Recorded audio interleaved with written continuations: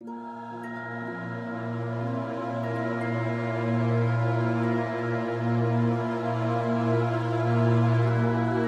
ने मुझे पहले ही चेतावनी दे दी थी, सूर्यास्त के बाद वहां मत रुकना। लेकिन मैं ऐसा नहीं था जो डर से पीछे हटे। मैं एक व्लॉगर था, रोमांच का दीवाना, हमेशा ऐसी जगहों की तलाश में जहां डर बसता है, जहां कहानियां नहीं, साए चलते हैं। और भानगढ़ किला, भारत का सबसे डरावना, सबसे रहस्यमय किला, वो तो मेरी लिस्ट में सबसे ऊपर था।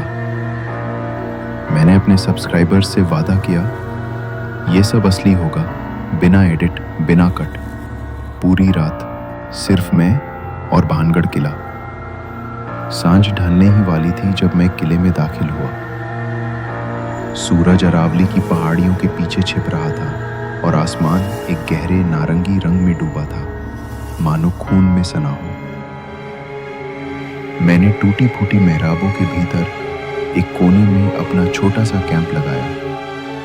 कैमरा चालू था, रिकॉर्डिंग चल रही थी और मेरा दिल वो जोर जोर से धड़क रहा था, इतना कि मैं खुद को भी सुन सकता था।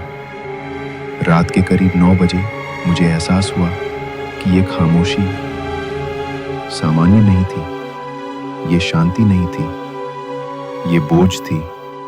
ऐसा लग रहा था जैसे कोई बहुत पुरानी अदृश्य चीज मुझे घूर रही हो। और तभी फुसफुसाहटें शुरू हुई, धीमी औरत जैसी आवाजें।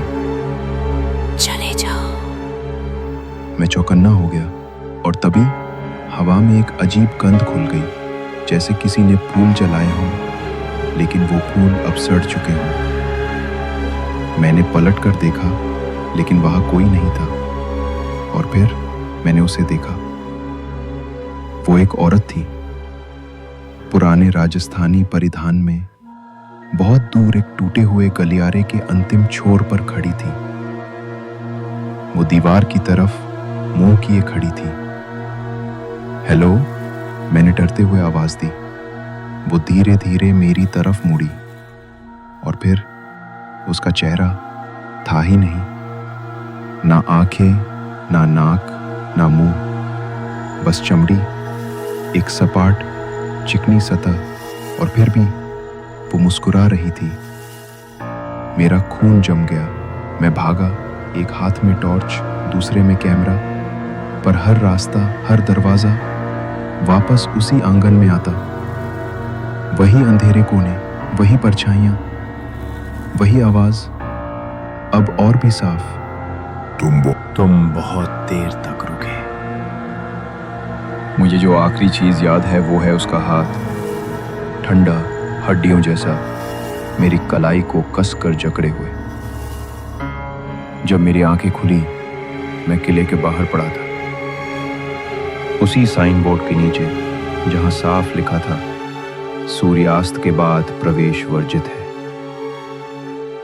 मेरा कैमरा चकनाचूर था और मेरी कलाई पर गहरे नीले निशान थे, जैसे किसी ने अपनी उंगलियों से कसकर पकड़ रखा। कोई मेरी बातों पे विश्वास नहीं करता, पर मैं जानता हूं कि वो सब सच था। और आज भी जब मैं रात को अपनी आंखें बंद करता हूं, वो आवाज फिर गूंजती है, चले जाओ, इससे पहले कि वो फिर आए।